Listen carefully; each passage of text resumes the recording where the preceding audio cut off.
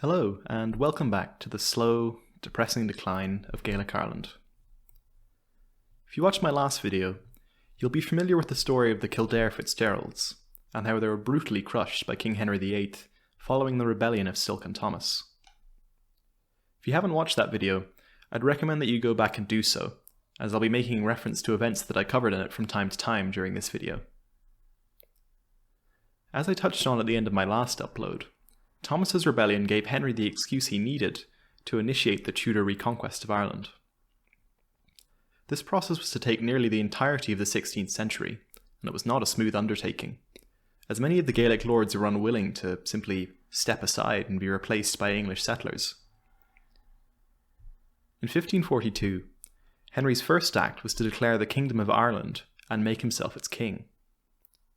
Until now, Ireland had been what is known as a lordship, rather than a kingdom in its own right.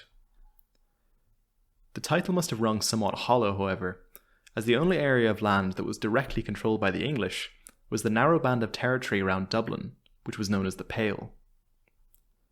As kingdoms go, it was a little on the small side, but Henry was resolved to change this. Following the creation of the Kingdom of Ireland, Henry flexed his political muscles and began to trial a policy known as surrender and regrant. This policy essentially did exactly what it said on the tin, whereby the Irish lords would surrender to Henry VIII and then be re-granted their lands under an English title. The McCarthy More, for example, became the Earl of Clancarty. This was a good way of bringing Irish lands into the English legal system, and many Irish lords were only too happy to accept the protection of Henry VIII. However, changing the names of some Irish lords and actually enforcing the authority of the state across the whole island are two very different things. In an attempt to make the influence of the English crown in Ireland a less theoretical concept, Henry greatly increased the incentives for English settlers to travel to Ireland in search of new homes. In addition to this, the English military began to make itself known up and down the island by interfering in succession disputes in an attempt to have favourable candidates installed. This policy led to English troops being drawn into several bloody conflicts in Ulster, Connaught and Leinster, as often their interference was somewhat unwelcome. The main difficulty that the English faced in their attempts to enforce their authority in Ireland was that Ireland was not a single centralised kingdom. In the wars waged by England in the past, against France for example, there was only one enemy. Conquering Ireland in the 16th century was like fighting war after war against dozens of small kingdoms, many of which who would refuse to work together once conquered due to long-standing rivalries. This made the Tudor reconquest of Ireland a gruelling process, each subjugated lord giving rise to internal power struggles and revolts. The province of Munster largely evaded the conflict that engulfed the rest of the country, because it was dominated by the Earls of Desmond, who were of Anglo-Norman descent, and had held English titles for centuries before surrender and regrant was implemented. The rulers of Desmond were the Fitzgerald family, cousins to the unfortunate Kildare Fitzgerald, who you'll be familiar with from my last video. To the immediate north of their holdings in Munster was Ormond, which was ruled by another Anglo-Norman family known as the Butlers. Neither the Fitzgeralds of Desmond nor the Butlers of Ormond were entirely centralised powers. Just as Ireland was divided into small kingdoms, those kingdoms were in turn divided into smaller holdings. The ruling members of each polity collected tribute from those beneath them in a sort of pyramidal tax scheme. The extraction of this tax was dependent upon military coercion, and a degree of acceptance that this was just the natural order of things. However, the involvement of the military meant that the process of taxation was fraught with tension, and many lords would make war on one another for economic reasons, in order to secure more underlings who would pay tribute to them. Just such a war was made by the Fitzgeralds of Desmond on their Butler neighbours in 1565. The Fitzgeralds wanted to subjugate Maurice Fitzgerald, who, despite his surname, was a client of Ormond. Naturally, the Butlers moved to defend their taxpayer, and the two armies met at the Battle of Affane. The Fitzgeralds were defeated, and Gerald Fitzgerald, not to be confused with the 9th Earl of Kildare from my last video, was taken prisoner by the Butlers. Prior to the Tudor reconquest of Ireland, this would have been the end of the conflict. The Fitzgeralds would have paid a handsome ransom for the return of their leader, and Maurice Fitzgerald would have continued paying taxes to the butlers as normal. However, things had changed now that Queen Elizabeth had been proclaimed sovereign of Ireland. Both Ormond and Desmond were loyal earldoms, and only the Queen herself had the right to make war within her realm. As a result, both Gerald Fitzgerald and Thomas Butler were summoned to London, where they were interrogated about the conflict. As the instigator of the hostilities, Gerald was judged to be the guilty party, and imprisoned in the Tower of London for treason. He was also forced to pay a huge fine of £20,000. Thomas Butler, on the other hand, was allowed to go free, and later convinced Lord Deputy Henry Sidney to arrest Gerald's brother John as well. The English crown had definitively picked a side in a private war between loyal subjects, and there would be ripples from this decision. With the Earl of Desmond locked up in the Tower of London, the Captain General of the Fitzgerald military, James Fitzmorris, stepped into the breach. Fitzmorris decided that drastic action was needed to secure the freedom of Gerald and the security of Desmond. To do this, James painted himself as the representative of Ireland's old warrior aristocracy, a grouping who would become redundant under English rule, with internal conflicts being forbidden, as Gerald had learned to his cost. James also leaned heavily on his Catholicism and posed as an authentic Gaelic Irish leader. Even though his own ancestry was Anglo-Norman, this did attract other lords to his cause, but it is likely that they were more concerned about English settlement in Munster than they were convinced by James's aping of Gaelic dress. Regardless, in 1569, when James declared his revolt, several other Irish lords rose up with him. Some notable examples include the McCarthy More, O'Sullivan Bear, and O'Keefe. Even some disaffected butlers were initially involved, before Thomas Butler reeled them back in. It seems that Thomas better understood the potential consequences of defying the crown. The opening moves of the war saw James and his allies march on an English settlement in Kerry Curraghy in North Cork. They expelled the small English garrison with ease, and set about breaking down the other English strongholds in Desmond. James's 4,500-strong army even briefly laid siege to Kilkenny, the seat of the Butlers, but this was called off. It is likely that James hoped a lightning war across Desmond would force Elizabeth to talk terms. If brought to the negotiating table, then James could make his case for the release of Gerald. However, James had completely misunderstood the mood of the English court. Religiously speaking, England was an isolated nation, ever since Henry VIII's break with the Church for the purpose of divorcing his wife. A rebellion led by a devout Catholic had to be stamped down on immediately, lest it attract support from Catholic kingdoms in Europe, such as Spain. As a result of these conditions, the English response to James's revolt was as fast as it was brutal.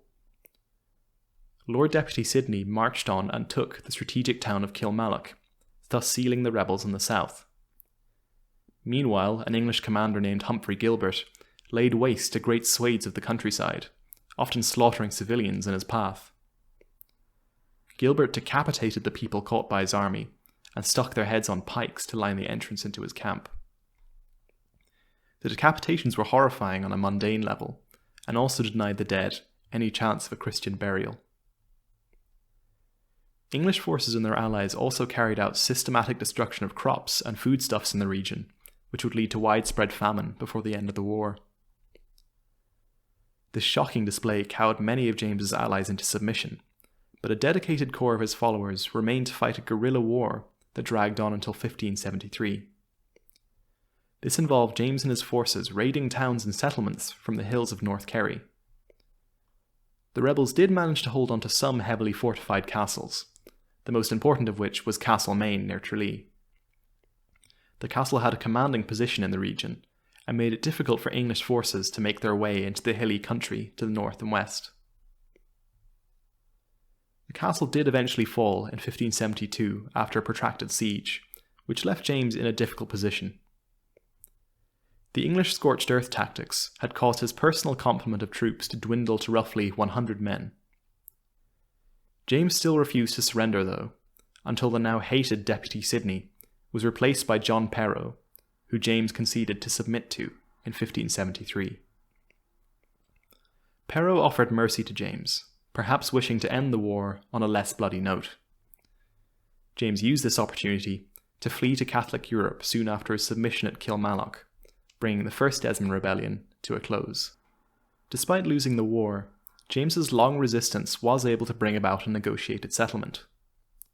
The Crown admitted that it had been wrong to pick sides in the Butler-Fitzgerald feud, in an indirect way, by agreeing to release both Gerald and John Fitzgerald from captivity. James Fitzmorris became a convenient scapegoat for the copious amounts of bloodshed that the war had caused. The peace that resulted from the release of Gerald and his brother wouldn't last. While the main grievance had been dealt with, the worries that many lords had about the expansion of Crown authority remained pressing and were not soothed by the actions of Elizabeth's servants.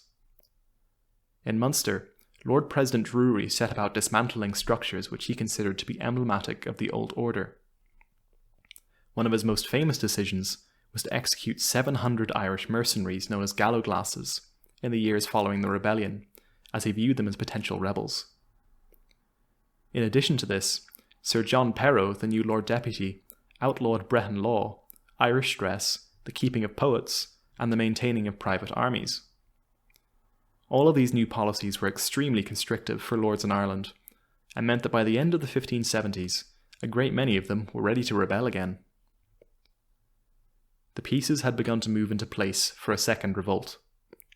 First, Queen Elizabeth was excommunicated by the Pope for heresy.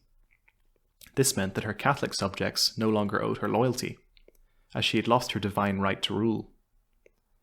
Then, in 1579, the prodigal James Fitzmorris returned to Ireland with a small force of Irish, Italian, and Spanish soldiers, all paid for by Pope Gregory. James and his followers preached holy war against the heretic Elizabeth, and launched a second, much more violent rebellion. When James landed, his force was a small one. He had perhaps 100 men altogether, but he also carried the papal banner that he'd brought all the way from Rome. The papal emissary Nicholas Sanders read a proclamation stating that Elizabeth was a heretic and a tyrant, and that her kingdoms were forfeit. The Second Desmond Rebellion had much higher stakes than the first, as it now had an ideological dimension that was backed by powerful factions in Europe. While the First Rebellion could have been written off as an aristocratic revolt, the Second Desmond Rebellion was a war of ideals as well. John Fitzgerald, brother to Gerald, the Earl of Desmond, was the first to openly support Fitzmorris, and demonstrated his loyalty by assassinating 2 English officials named Henry Davils and Arthur Cart in their sleep at an inn in Tralee. John then moved to quickly occupy important sites, such as Carrigafoyle Castle and Askeaton Castle. He also took it upon himself to rally support from other prominent families, such as O'Sullivan Bear, Roach, and Barry. By the autumn of 1579, the rebel forces numbered roughly 2,000 men. This doesn't sound like a huge amount, given that the rebels commanded 4,500 men at their peak in the First Rebellion. However, it's important to remember that the English forces in Ireland only numbered around 1,200, though they could rely to some degree on levies from loyal lords. In late 1579, the rebels suffered a serious blow, as James Fitzmorris was killed in a skirmish with the Burkes of Connacht. On the bright side, however, the rebels then gained a much more prestigious and influential leader for their cause, Gerald Fitzgerald, the Earl of Desmond. The Earl tried to stay out of the conflict initially, his time in prison likely still fresh in his mind. He was, however, eventually sent over the edge, and the records differ as to why. The English records claim that Gerald was only declared to be a traitor after he repeatedly refused to give up his castles to English garrisons. The Irish records, on the other hand, claim that Gerald was betrayed by the English. The quote reads, "He delivered up to the Lord Justice his only son and heir as a hostage, to ensure his loyalty and fidelity to the Crown of England. A promise was thereupon given to the Earl that his territory should not be plundered in future. But, although this promise was given, it was not kept, for his people and cattle were destroyed, and his corn and edifices burned. Gerald didn't wait around and marked his revolt with the sacking of Youghal. After this, Gerald wrote to many other Irish lords from his seat in Newcastle West, imploring them to rise up in arms against Elizabeth. An excerpt from his letters reads, "My well-beloved friend, I and my brethren are entered into the defence of the Catholic faith and the overthrow of our country by Englishmen, which had overthrown our holy faith, and go about to overrun our country and make it their own, and to make us their bondmen. We took this matter in hand with great authority, both from the Pope's Holiness and King Philip of Spain." Reaction to this letter appears to have been quite mixed. Most lords who chose to declare for the rebels did so out of their own interests, rather than any real desire to protect the Catholic faith, while many who sided with the English did so due to a grievance with the Fitzgeralds. Some branches of the McCarthy clan, for example, led troops against the Fitzgeralds because they held much of land which had once been McCarthy land in the High Middle Ages. Predictably, the English response to rebels carrying a papal banner was vicious. The Lord Chancellor mustered all able-bodied men in defence of the Pale, and ordered the execution of all harpers, bards, rhymers, and loose idle people with no master. The conflict itself took much the same shape as the previous rebellion. The Fitzgeralds and their allies conducted a guerrilla campaign against English settlements, only holding on to a few heavily fortified positions.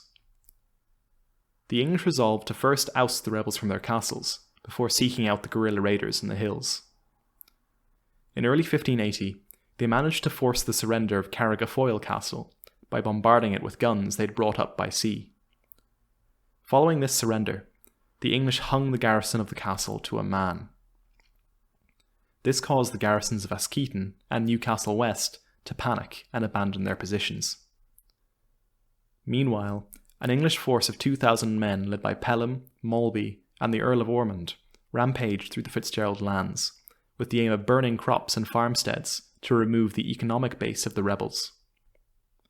The same tactics were practiced by the rebels against Crown-loyal territories, which led to the widespread destruction of Munster.